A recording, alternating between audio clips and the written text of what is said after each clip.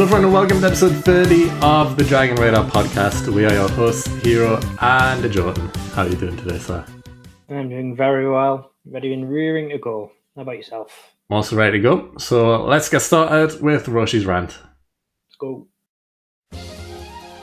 This is Roshi's Rant. This is Roshi's Rant, the first segment of the podcast where we deep dive into a particular topic regarding Dragon Ball. And this week, we're talking about Piccolo. And more specifically, should he have kids? And I don't mean, should he find a wife and settle down? I mean, like his papa, Demon King Piccolo, should he spawn some minions? He could. So we're going to discuss that today. So I think this is an interesting topic because obviously Demon King Piccolo spawned kids that were his kids, and they're all evil in their own right. But I guess in this case, Big Green Piccolo, he could spawn some good guys, help out. Yeah, because I think there are discussions in the manga how it could technically, it might not be possible. And it's been addressed how Piccolo might not be able to, based on his clan. But to be honest, in terms of the anime, it's not really been addressed as far as I'm aware of whether or not he could or he couldn't. So I think it could be a really interesting avenue to look down for him. Yeah. And especially in terms of with how powerful he is now, that type of power to bring down, I think it could be really, really cool. Yeah. From to have his own little like Cybermen army following him around, basically. Imagine if he's like similar to Tien, because obviously Piccolo likes being on his own, I guess. So maybe that's the reason on its own why he wouldn't want any spawn. But imagine if he set up like a dojo like Tien, and he was just teaching them how to fight and, you know, teaching them not to be evil, I guess. It depends how it works, because I guess when Demon King Piccolo spawned his, they were instinctively evil because they were part of him. But if Piccolo spawned some, I guess they would have similar personality traits to him.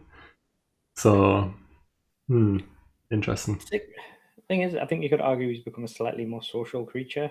Yeah.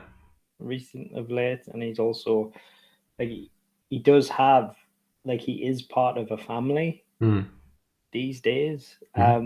Whether or not that makes him gives him a more paternal instinct is a totally different matter altogether. But the thing is, if another threat comes, I mean, he could look at it as in Cell came and it was very dangerous, and he could look at Gohan and see that whilst Gohan is very powerful, he could finally just look Gohan and say, right, I get that Gohan's very powerful, but he's just not going to keep fighting. Yeah. And Goku and Vegeta aren't necessarily going to be here all the time. I'm powerful now. Yeah. I'm keeping up with these Saiyans now. If I have the ability to create fighters, and I can make them strong. Just fully grown fighters in seconds. Basically, yeah. And if he makes these fighters, I think they could be strong. And he has, and he's trained fighters before. He's trained the kids. He's obviously already training Pan. Like, there's no I think a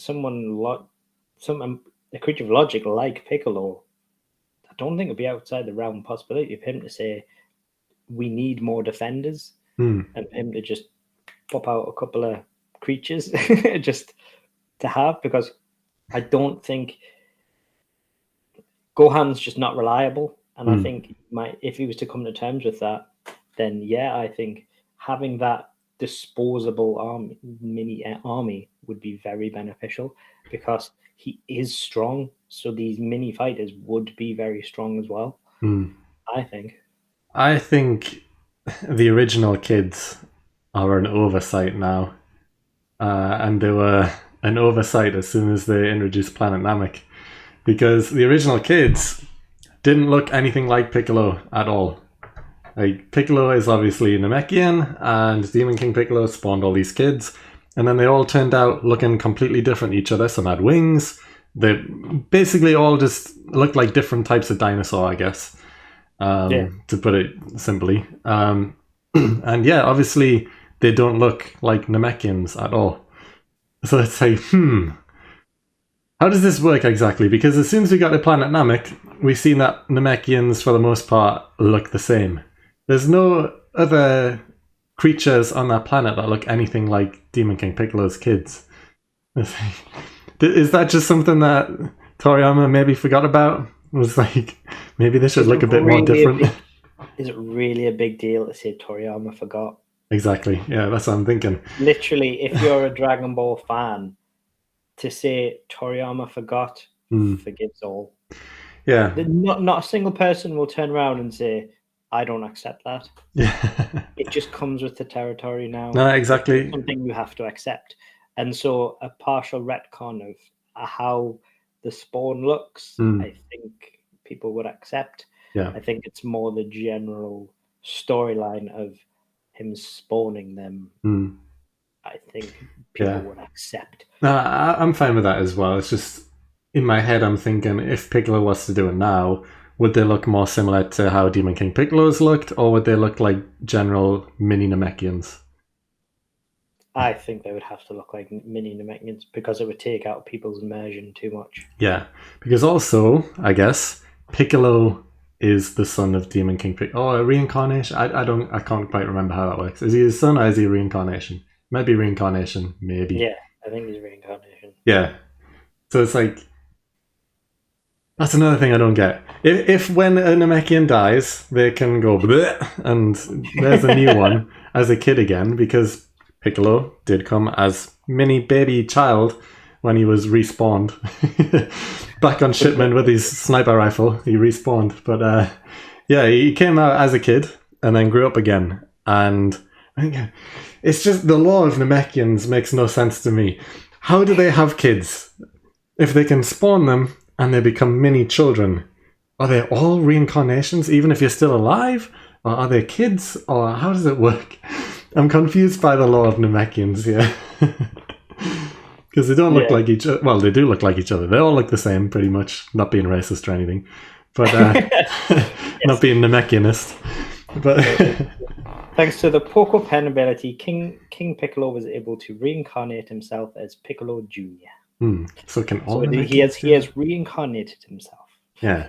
I'm going to take it as all Namekians can do that, which in turn means they can all technically live forever. Unless they don't get the chance to go with it before they die. Yeah, I was going to say, talk to Fraser about that. It's interesting to think about. Fraser begs to differ. Literal genocide.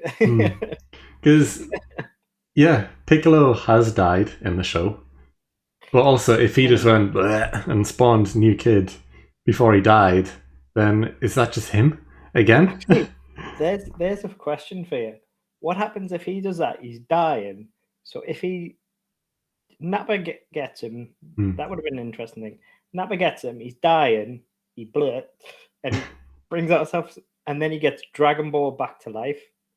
Which one's the real Piccolo? Is it possible to bring him back to life if it's reincarnation already? Oh, that's trippy. I don't think... technically, it's the same person, so I don't think he goes to meet King Kai.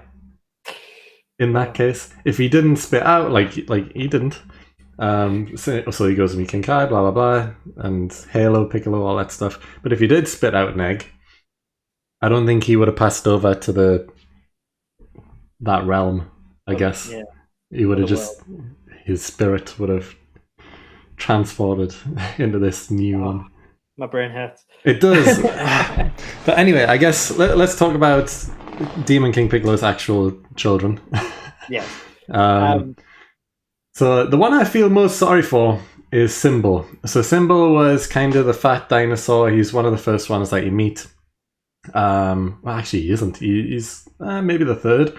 But he goes after, I guess, Tambourine's the most famous one. Let's mention Tambourine first. Tambourine kills Krillin, and then Goku goes to run after him. He almost kills Goku as well, and then Goku retreats, rests up, and then goes to fight him again.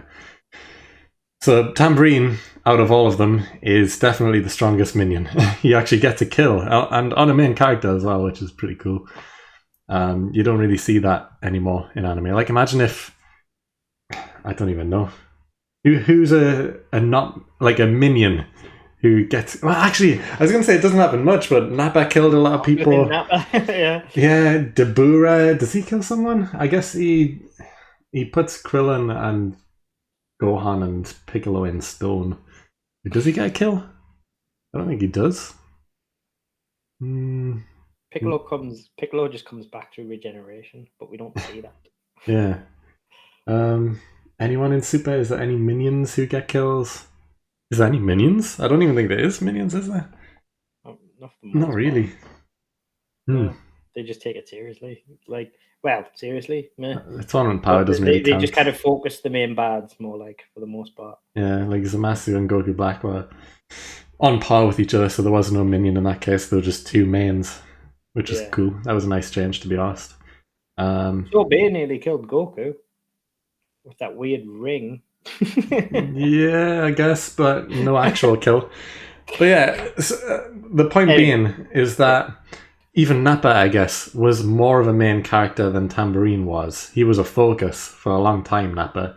He had his own episode. Well, he had multiple episodes. Even though technically in the grand scheme of things, he was only around for maybe 20 episodes at most. He was a pivot. He was a main focus, really. All those episodes, though, yeah. Yeah. Tambourine was a nobody. No.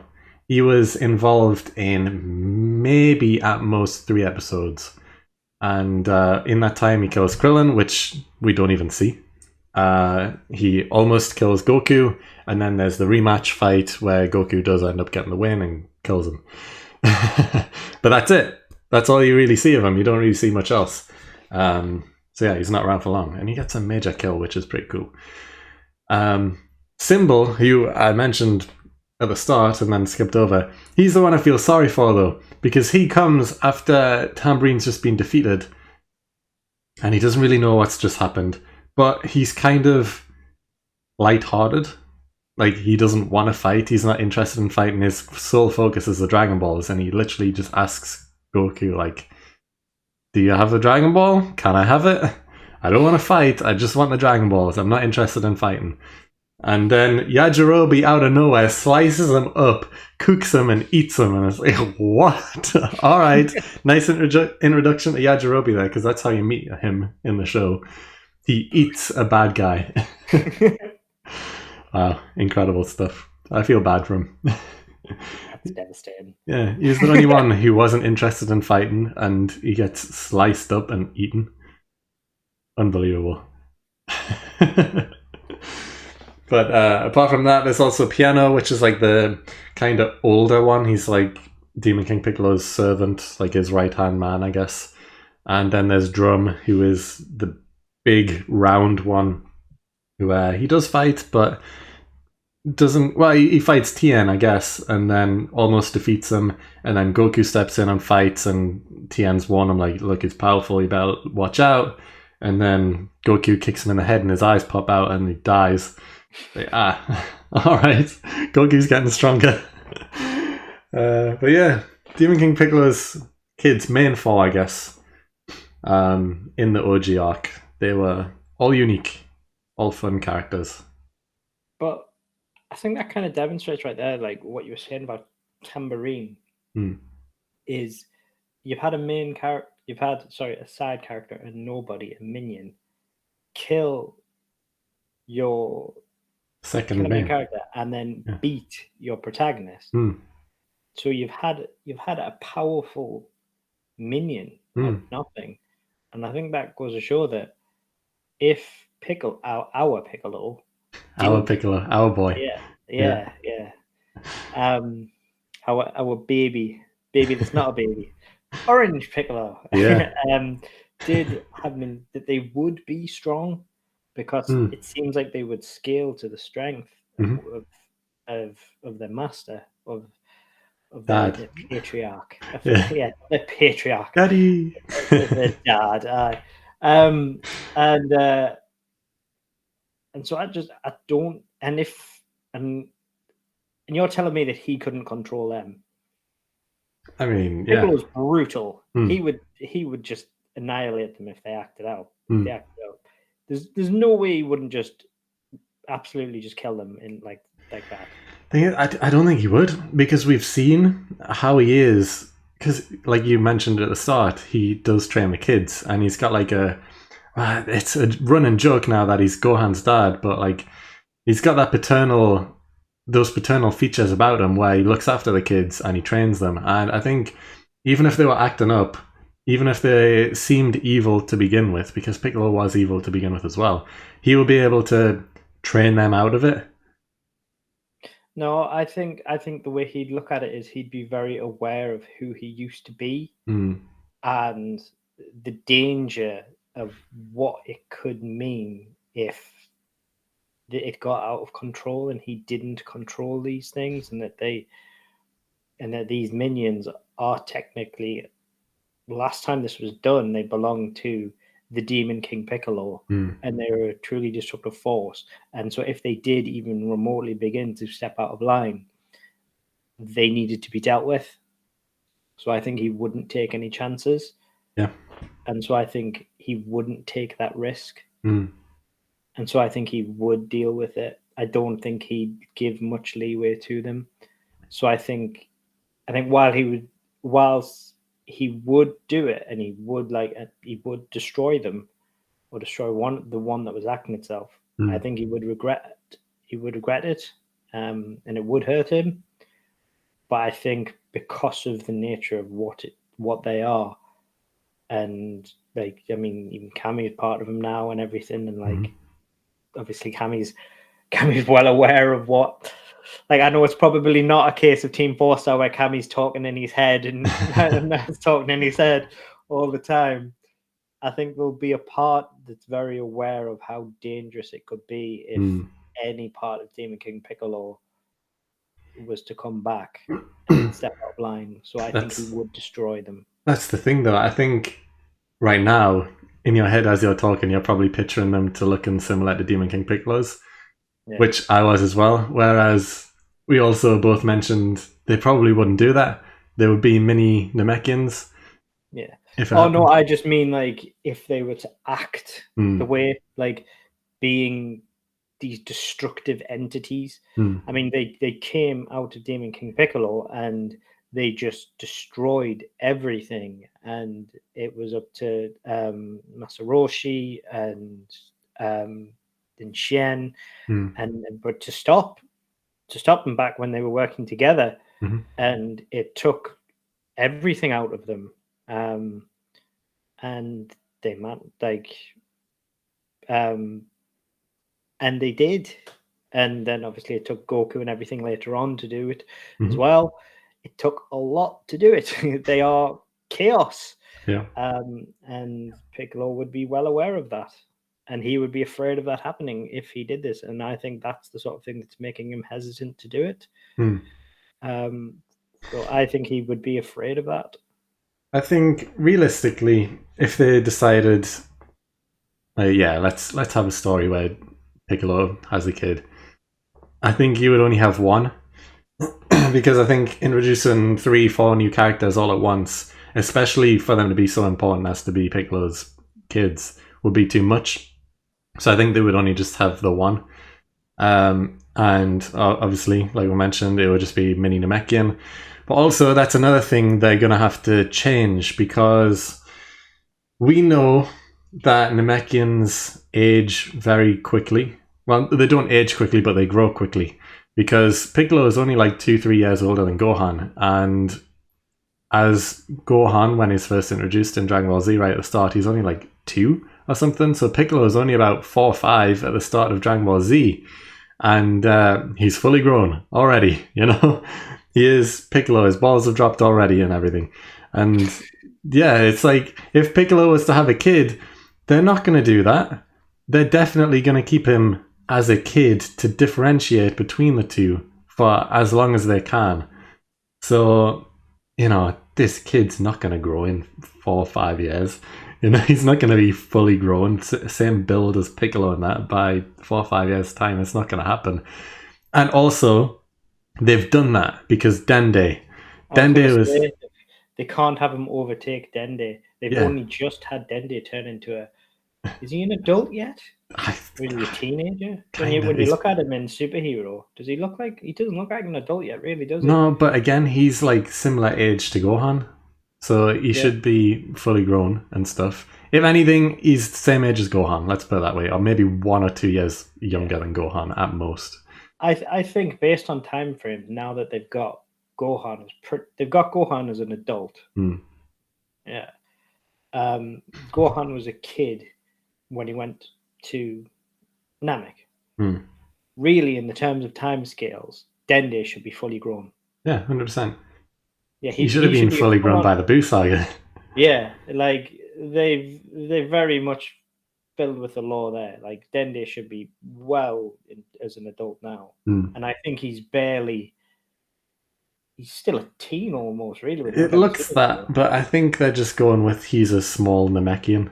I guess they can't really explain it any other way because I don't think we'll ever see Dende getting any taller, and he's not a fighter, so he's going to stay kind of slim for the most part. So that's kind of it for him. I think. I don't think he's going to change anymore. Yeah, I think it would have looked weird to see this random adult Namekian on the outpost, though. Since the last time we saw that previously was a kid, I think they had to do like a in teen between stage kind of thing. Yeah, because it would be like who? Yeah, because a lot of people wouldn't know that difference between, obviously, like Z viewers knew about the whole original Piccolo thing, but super viewers wouldn't know about that. So they would just be like, why is he growing up so quickly?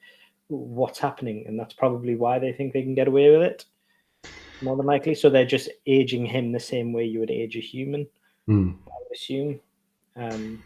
Yeah. Is probably why they're doing it that way, I would assume.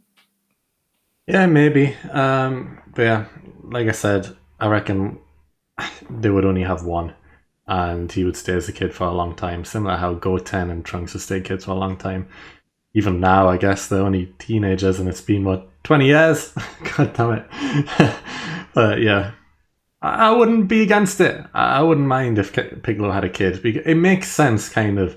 He's been the trainer for every single kid who's came on the show. He is part of Gohan's family, pretty much, at this point. He is the uncle of Pan. And yeah, maybe he just feels, you know what? Everyone's had kids. Maybe he's definitely Pan's godfather. Yeah, 100%. So it's like, maybe he just feels like, yeah, I've got a house. I've got teddy bears I can give a kid already. Why not?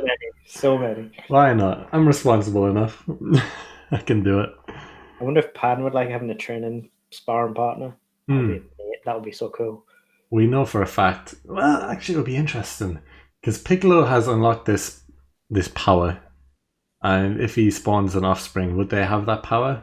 Probably not by default, but maybe, because we're not too sure how that works fully. So maybe he has this unlimited potential stuff, potentially, and that would be on level with Super Saiyan at least. So who would be stronger between Pan and a Piccolo offspring? That'd be interesting. Yeah, they would definitely be sparring partners. I think the minion. I would be interested to know where their power cap would be. Could they get as strong as Piccolo? I'm going to assume yes, because I'm not going to count them as minions. I'm counting them as mini Namekians like we see on Planet Namek. So they're just another Namekian at this point. Literal offspring. Yeah. I suppose they are, because they're literally just offspring. So it makes sense.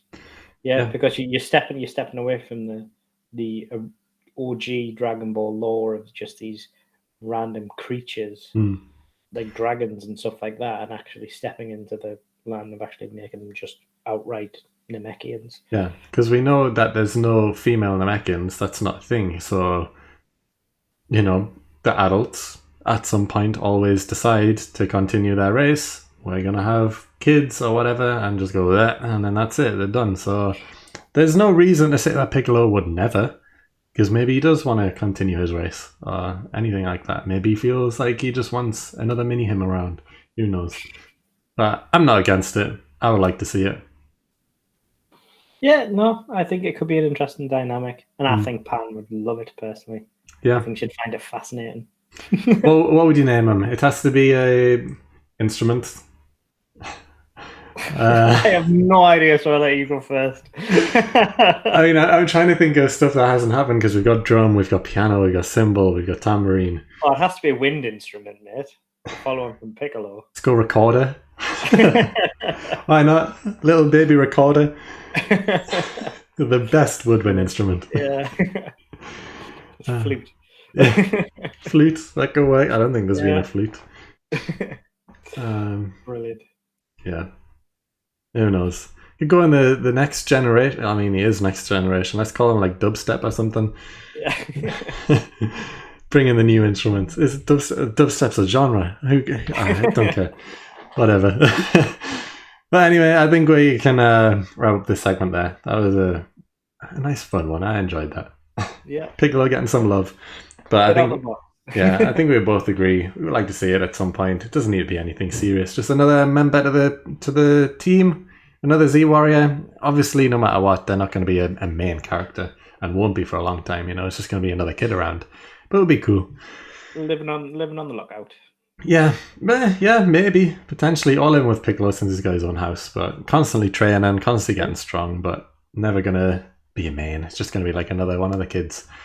So yeah, fun stuff there. But let's move on now to the Hall of Fame. Let's go. And now it is time for the Hall of Fame. And now, once again, it is time for the Hall of Fame. Everyone's favourite segment. Yes, of course. Where myself and Heeroh battle it out to see who is most worthy this week to enter this week's Hall of Fame. Mm-hmm. Now, last week, it was who would do best in a roast battle. Heeroh, you chose Mr. Satan, whilst I chose Piccolo.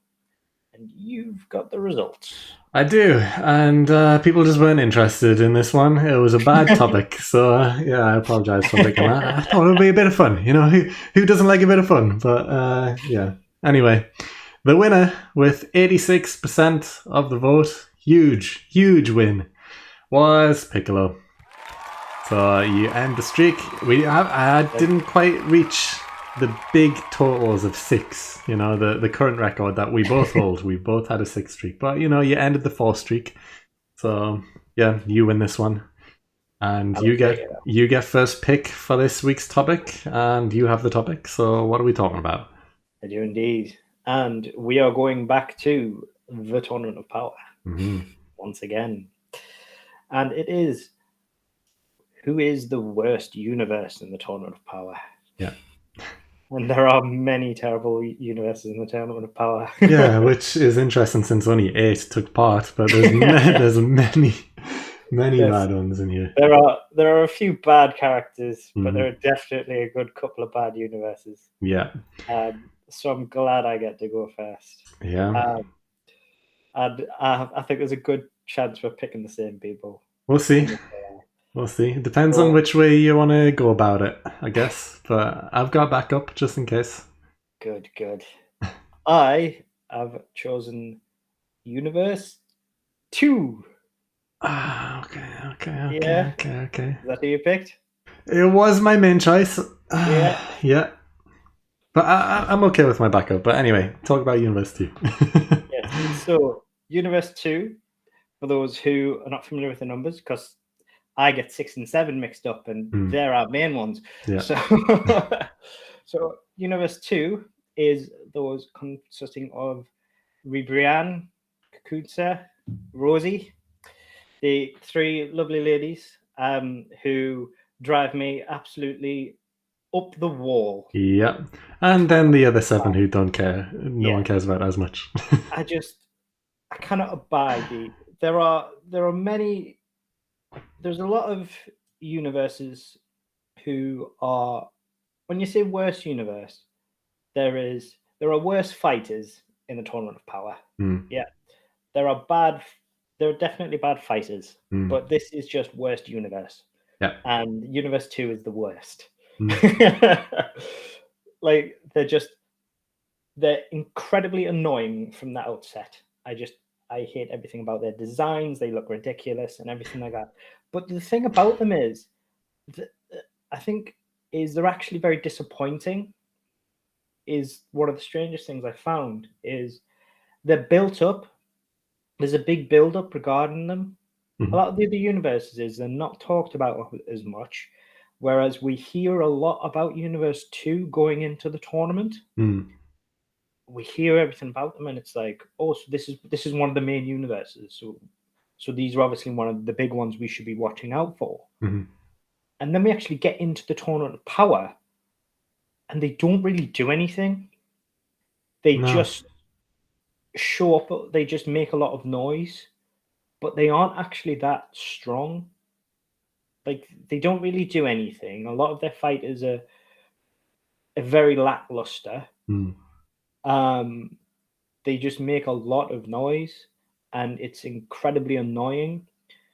A lot of their fighters get eliminated quite quickly. Their strongest fighters aren't even the last ones to be there.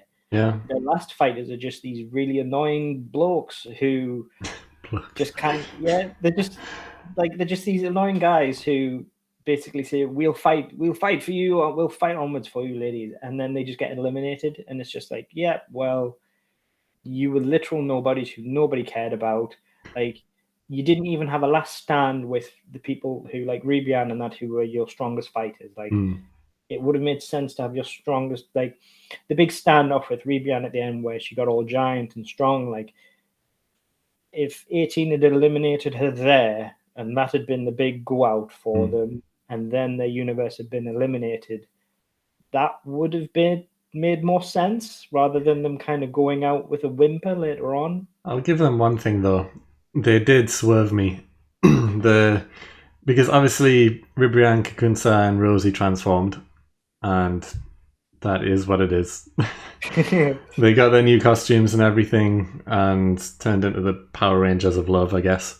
But when the men did it, they swerved me because they had the same outfits.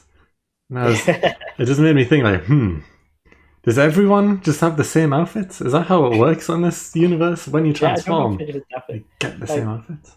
But the thing is, that's not even the worst about it. Is the worst thing about all of it is Universe 2 has the worst character in the entire Tournament of Power. Rosie. Okay. Rosie is the worst character in the entire Tournament of Power because of the stupid way she attacks. The I beams. Yeah. It's just like, oh my god, that stupid noise she makes, and she doesn't shut up the entire time she's attacking. And it's just like, I need you to stop. You need to stop. I need to mute this while you're fighting the entire time you're fighting, because it's just constant the entire time.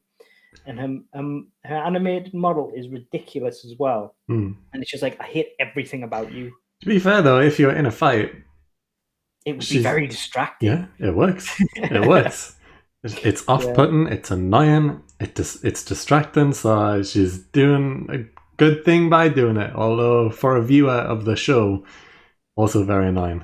Yeah, I mean, it's got one of the. I mean, it did lead to one of the coolest lines in the Tournament of Power, which I do like, which is like, "Thank you for the lesson. It's been very informative." And then like they just blow her up. It's just like it's very satisfying to see.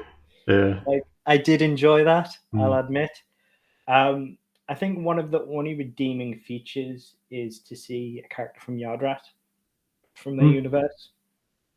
Yeah. Literally, I think that's the only redeeming feature of their universe. I did like that, even if it was brief. Yeah, I think that's literally the only thing I like. I despise that universe so much. It's just everything about it is just terrible. And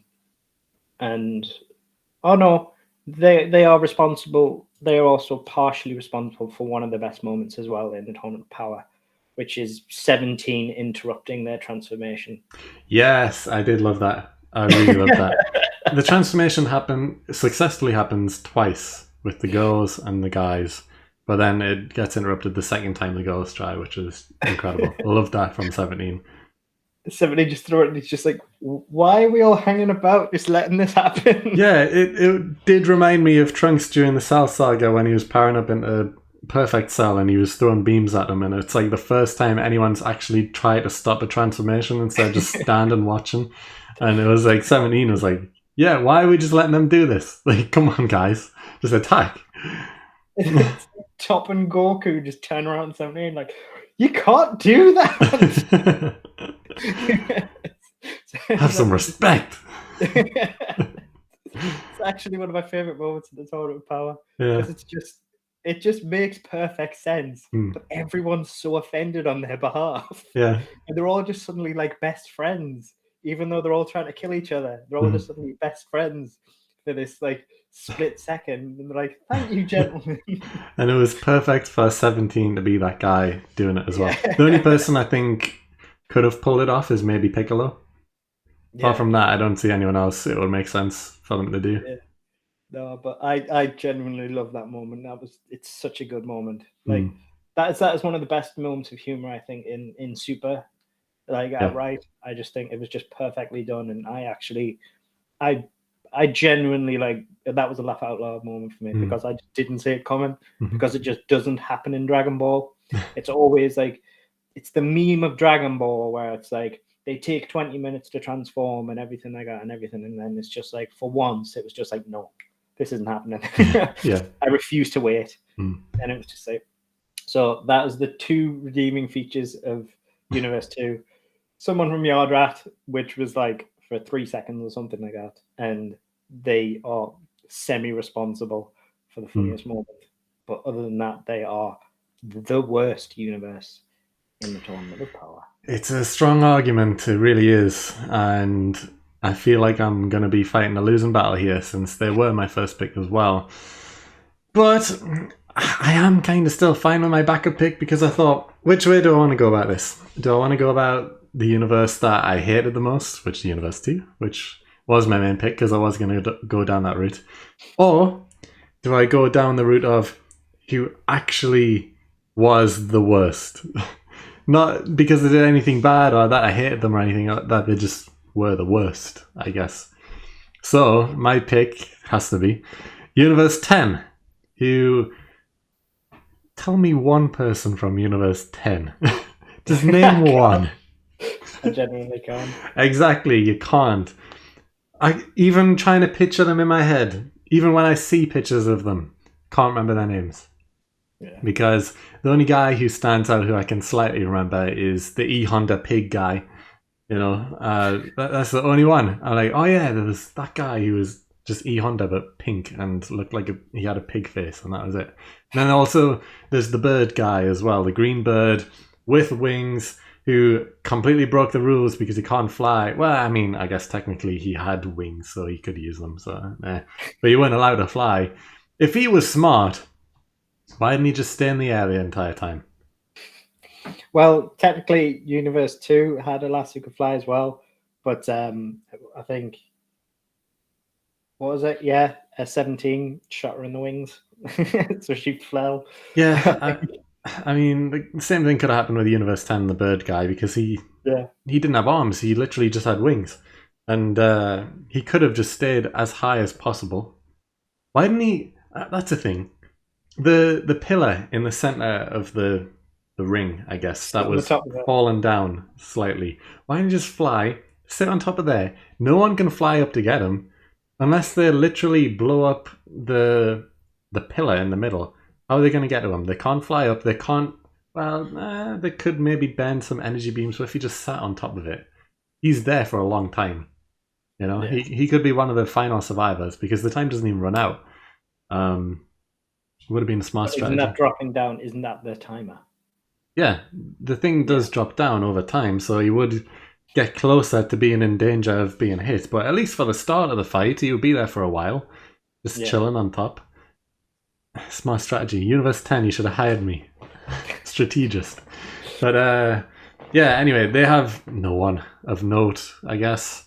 no one who lasts long, and they're the first universe to be eliminated in the entire tournament, so they don't even fare well in the fight. I think they were the weakest team in there as well, so that's another reason why they're the worst, because they were literally the weakest team involved. And yeah, they have no rememberable fights, apart from maybe, I guess you can say, Obni versus Gohan at the end, who Obni was like a forgettable green guy, just some random green looking guy. Weirdly, at the counterpoint, I did actually really like that fight, because I thought it was quite a poignant moment when he like picked up the locker at the end. Yeah. And I like, and it obviously disappears when he gets eliminated, and they get disappeared, and it's obviously Gohan's like, so this is what happens. Well, in his head, like you can see on his face, he's like, so this is it, this is real. And Gohan Piccolo's like, come on, it's time to go. And it's like everyone's like, damn. Yeah, because like, oh yeah, people are gonna die here, and there's some good people here who are gonna lose their lives as well. That's the risk of this tournament, because people didn't really take it serious until they got eliminated fully and seen what happens when they lose. I think that would have been like Universe 10's, if like how Universe 2 had a redeeming feature. I would say that would be 10 redeeming feature is that Omni moment. If I had to say anything, is that, because I remember that moment from the universe. I do from the arc. I do actually like that moment. That it is a nice little moment. But yeah, I can understand that. Yeah, it's but that's the thing. If that's the only thing a universe has got, exactly, it's a bit lacking. and that's the thing as well. It's not the fight that you remember. It's the moments after the fight with the locket and the speech saying he's fighting for his family and that type of thing, and then the elimination of the universe. So it's like, they have no memorable fights. They've got no memorable characters, really. It's hard to even remember the names of them. They're the first to be eliminated. They're the weakest team. They're not smart, because the bird guy could have sat on the top, but he didn't. And yeah, overall, technically the worst. Not because of being annoying or anything, but the worst team in there overall. It depends how you look at it, though, for this Hall of Fame. Because I wanted to go down the route of the most annoying as well, because I just hated them. I hated them the most, so I thought they were the worst universe in that sense. But because they are the worst. But performance-wise, character-wise, they're forgettable, and they performed the worst, and they were the weakest. So Universe 10 has a shout. So this is going to be interesting. Yeah, because my backup, I did have a backup, was actually Universe 9, which was the Wolf Boys, Bergamo, Lavender, and what's he called? The other one. I forget the other one's name. Yes, thank you, Basil. Yeah, I actually thought they were the worst. They were the weakest. I didn't realize that they weren't. Like they were ranked the weakest. But they were definitely ranked one of the weakest. I remember as much. But that was again solely based on weak fighting. And that was just purely as a backup, because I wanted Universe 2 as my choice, because they were so bad. It was kind of a Universe 9 with just a back pocket. But I mean, I think for me, their only real redeeming feature is the fact that they were relatively interesting in terms of like the fight sets, like the poison, the way is Basil, I think it's Basil fights and stuff like that. Or it might be Lavender. How they fight with like the poison punches and stuff like that. And but other than that, the poison one. Lavender's the one with the feet, I think. Yeah, like slightly interesting ways to fight, but other than that, they're quite whiny, and the rest of the fight is very forgettable. Things like that. Like there's not a lot to them. They're a very weak universe, and there's just nothing special about them whatsoever. So they were kind of like a mini backup more than anything else. I pretty much put my full commitment into Universe 2 because they're just terrible. Yeah, fair enough. So they're going to be the two choices for this week's Hall of Fame. We have Universe 2 and we have Universe 10. Yes? It is Universe 10, right? Yes. The numbers, man, throw you off. I know, I can't remember which universe is which. But yeah, Universe 2, which is Ribrianne and the rest, and Universe 10, which is the forgettable ones. So those are the 2 picks for this week's Hall of Fame. Go check out our social medias down below, vote in the polls, and we will find out next time who enters the Hall of Fame. But for now, we're moving on to the hot take. Go. Hot take.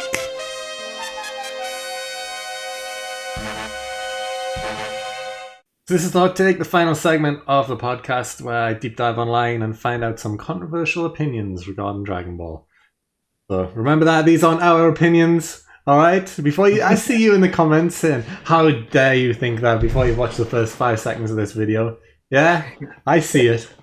So anyway, this person online, not us, this random person online, they have said, Team 4-Star isn't all that great, and a lot of their opinions sadly have clouded a lot of people's judgments on the franchise.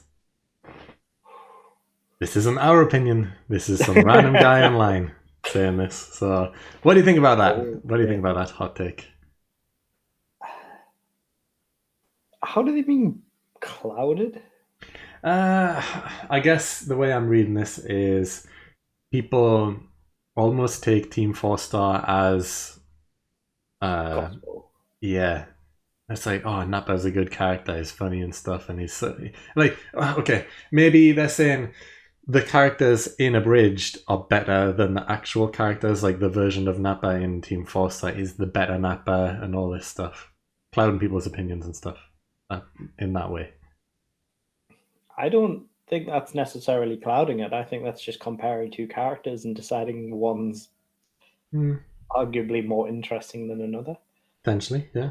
I mean, to be honest, there's moments that I think Team 4-Star have done better 100%. than Dragon Ball. For instance, one of them will be Trunks' transformation. I think personally Team 4-Star did better. When the music they did, everything like that, they found him, how they crossed, what they showed Trunks walking towards Gohan, finding him, and then they showed flashbacks of the fight with Gohan happening piece by piece. For those who haven't seen it or can't remember, and with the music playing, the music they did and everything like that, that was incredibly well done. And to say that's clouding it, I don't think that's fair necessarily. Team 4-Star, I think they've took what was very good work and they've put their own spin on it. And whilst yes, that is somebody else's work that they've used, it is artistic, and it's artistic license. It's basically what they've done, and I don't think it's unfair to say they've done an incredibly good job with it. But they do say at the start that they give credit to Toei Animation and everything like that, and they say that it's fan work. Yeah, the very first thing they say in every single episode is, this is a fan-made parody. Yeah. Like, I think that there's a lot of things that they do very well. It's very clear that they're different characters. I'll be honest, in terms of clouding, there are things that when I think back to a character, I do sometimes think of a voice line, thinking I'm thinking back for a second to Dragon Ball, and then remembering I'm thinking of a voice line that they said. But then I remember that it's actually, but that's just remembering, like, but I still remember these are 2 very different things. Because I think this guy's arguing the fact that, admittedly, there is some fans who prefer Abridged and think it's better and argue that point, like, Abridged is so much better than actual Dragon Ball Z, and even post like, you don't even need to watch Z if you haven't seen it, just watch Abridged, it's a lot better, it's a lot funnier, you'll enjoy it more. And then you miss the experience of the actual show because the characters are supposed to be a parody of themselves. That's the whole. It's called a parody for a reason. They are a parody of the characters involved. They might have some similarities, of course, because that if they didn't, then it would be rubbish and it wouldn't work. So of course they have some similarities between the characters, but also they're an exaggerated version that's supposed to be funny of themselves. So yeah, there is some characters that are better. Like mentioned already, Nappa. Nappa is a funny character in Abridged, and he's just a big, mean, scary guy in Original Z. Yeah. Yeah. I mean, he doesn't have nearly as much personality in Z. It is true. There isn't a great deal to Nappa. He's a big bully in Z, and that is about him. And that's probably why Abridged decided to build him up into this big, dawdling fool for that exact reason. Mm-hmm. Because say what you want about Abridged, the guys at Abridged, they're incredibly clever writers. Yeah. It's not just dumb jokes, because later on, they demonstrate that because they can do some really good emotional writing, and they do that very well. So I think it would be very unfair to say that it's just jokes. Yeah. So they're very clever, and I think, to be honest, it seems like by the sound of it, if that is the case, that this is just a case of you just need. If that is the case, of they're just looking at that way, is you just need to let people have fun. Yeah. It's just someone who just doesn't want people to have fun. Like, I think literally that's just the case. Like, if you're just wanting to watch a show that's fun and having a laugh, then that's fine. But if you don't watch normal Dragon Ball and you only watch Abridged, you're missing out. That's all I would say to a person. Yeah, you're missing out. I think this guy's problem is more the fans than the actual show itself, because he's saying that they have clouded a lot of people's judgments on the franchise. But is that their fault? It's the fans who've taken it a certain way and promoted it and speak it as truth and say it's funny and say it's better and all this stuff. That's not Team 4-Star's fault. And obviously, they are extremely successful and popular because they've done a good job. It's not a bad thing, you know? Yeah, like if it was rubbish and if people didn't like it, they wouldn't be popular and they wouldn't have survived this long and it wouldn't have done so well and each video wouldn't have got millions of views that a lot of the Dragon Ball like fan base have watched. Yeah, and another thing is that they started this during a time where Z had ended years and years and years ago. There was no Super on the horizon at all. It wasn't even close to being on the horizon.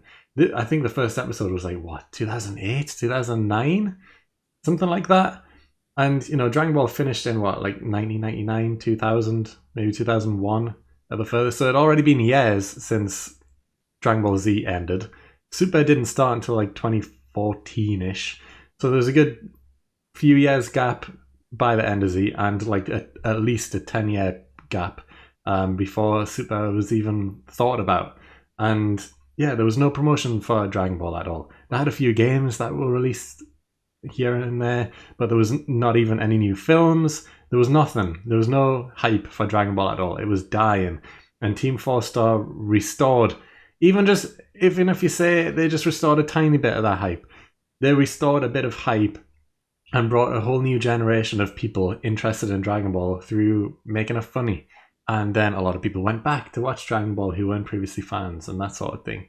So they helped Dragon Ball survive. Whether you like it or not, they helped Dragon Ball survive just by making these funny videos. No, I 100% agree. It breathed new life into Dragon Ball. I mean, we do this podcast and we do it because we love Dragon Ball. We're not doing a Team 4-Star podcast. We're doing a Dragon Ball podcast. We've done some reaction stuff to Team 4-Star. We both have watched Team 4-Star previously and we both love it. We find it hilarious. Yeah. But our main focus is Dragon Ball itself. We love them both. And I don't think you have to exclusively enjoy one or the other. I think you can enjoy them both exclusively, and I don't think there's anything clouded. It's literally just let people enjoy things. Yeah. And I just think it's silly to say that, like, oh, they're turning people away from it. That's just silly. Just stop. Like, yeah, just literally, content. like, if anything, this is the sort of thing that can turn people on to Dragon Ball. If Yeah. someone enjoys a bridge so much that they thought it was great, that would make them want to see more, surely, if anything. Because they're not going to be able to see the Buu saga. They're not going to be able to see any original Dragon Ball. They're not going to be able to see, like, Super. They're not going to be able to see any of that. And by the end of the Cell saga, there's actually been some emotional, actual proper story put into a bridge by then. So there's actual some realness to it almost. Obviously, there's a lot of comedy and stuff, but there's definitely a lot more realness in the story of Abridged than the silliness that is at the start. So people are definitely going to get more into Dragon Ball from Abridged. Yeah. The main thing that this guy as well needs to remember is that content, no matter what it is, TV show, film, anime, music, drawings, any sort of art at all, is all just entertainment. It's made for entertainment. That's the whole point.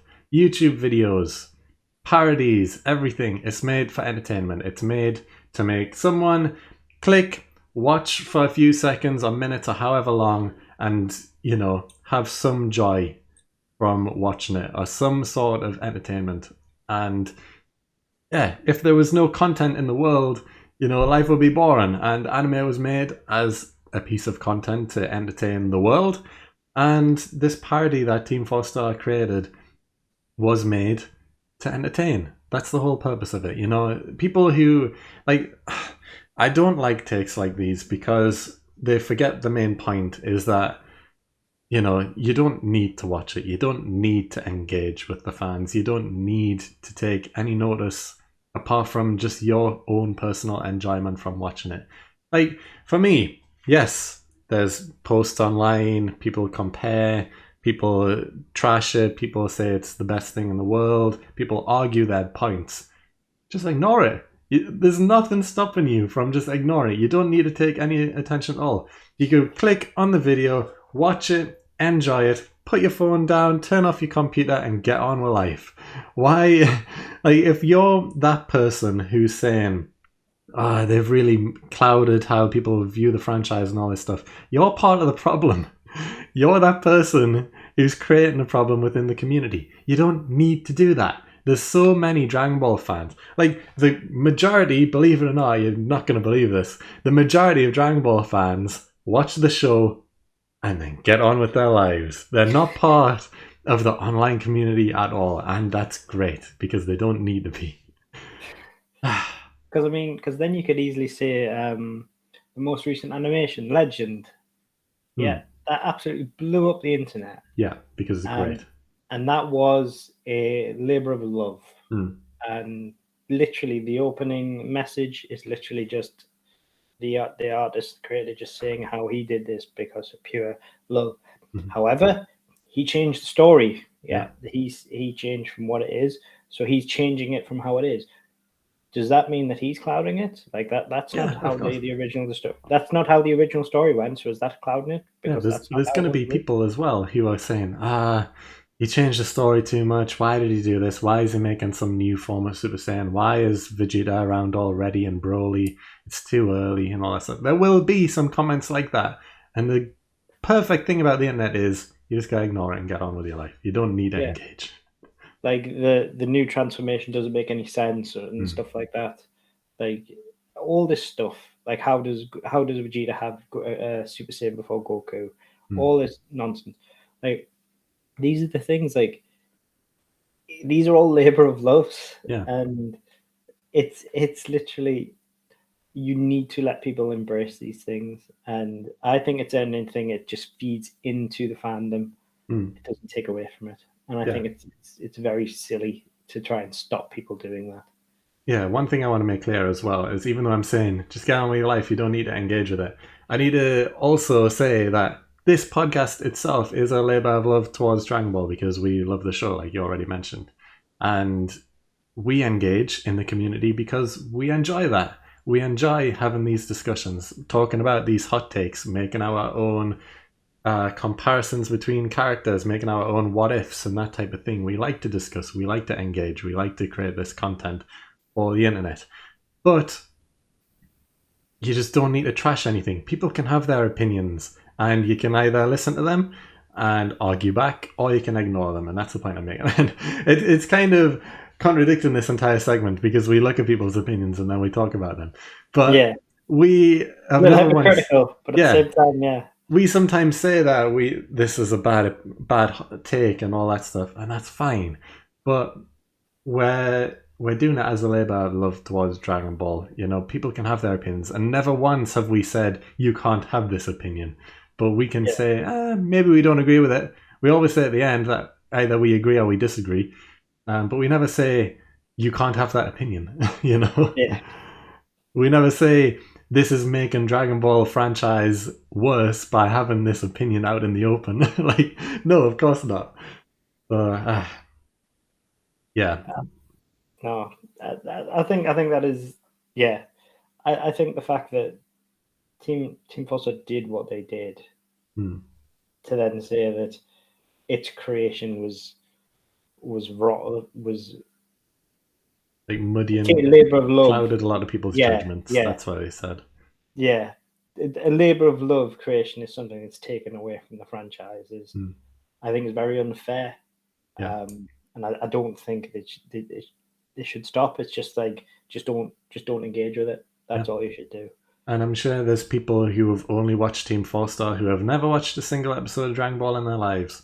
And that's fine. They can enjoy just Team 4-Star's videos and enjoy Dragon Ball in that way. And there's nothing wrong with that. You know, you can't say that this person isn't a true Dragon Ball fan if they've never watched Dragon Ball but only watched Abridged. Maybe they like the abridged version of the characters and don't want to spend hours and hours and hours watching an entire anime, because Dragon Ball is a very long anime. And that's fine. They don't need to. They can be a casual viewer who just enjoys little parody videos, and that's fine. There's nothing wrong with that. But saying that it's clouded people's judgments on the franchise and make it worse and all this stuff, just no. Get out of here. You're the person who's not needed in the community, not Team Forza. They've done nothing wrong. They're just producing content for people to enjoy. You're the one causing arguments by saying that they're doing a bad thing when they're not. Get out of here. I think it's a toxic mentality because they're bringing positivity to the community. Yeah. They and basically all they're trying to do is bring more. They've brought something positive to the community that millions of people have enjoyed. And when they've done that, this person's then said, you can't do that. Or what you've done is bad. And it's just like, well, no, they haven't. They've literally done something that millions of people have enjoyed. And they've done that through no reason other than as a labor of love. Yes, it's a non-profit. They couldn't make money off of it. Literally, Toei stopped them. So like they literally got copyright claimed. So got took down. They've got their own merch, but again, they've had to skew the lines of what is actual Dragon Ball property and what isn't to make parody T-shirts which don't feature the words Dragon Ball at all and which don't feature any actual characters because they can't do that. So they're making money based on advertisements, well, just merch pretty much, and then their own other content because they have another channel as well where they post gaming videos and stuff where they make money from that. And but they make nothing from the actual abridged episodes themselves. Which is crazy when you think about it, because the amount of work that must have went into them is insane, especially towards the end. Like the amount of time. So no, I think it's very unfair to say to them. I disagree. I know we say sometimes we disagree, but I'd probably say this is the most disagree take I've ever had. Yeah, me too. You have a problem with the community, not them. It's like, get out, leave, don't come back. Yeah. But anyway, that's where we're going to wrap up this week's podcast. I hope you've all enjoyed it. This is the big 3-0. So it's been a long one as well. It's been a long episode for episode 30. So I hope you've all enjoyed it anyway. If you have, please like up the video, subscribe down below if you haven't already. Go leave some comments and vote in the polls for the Hall of Fame. And other than that, we will see you all next time. Yeah.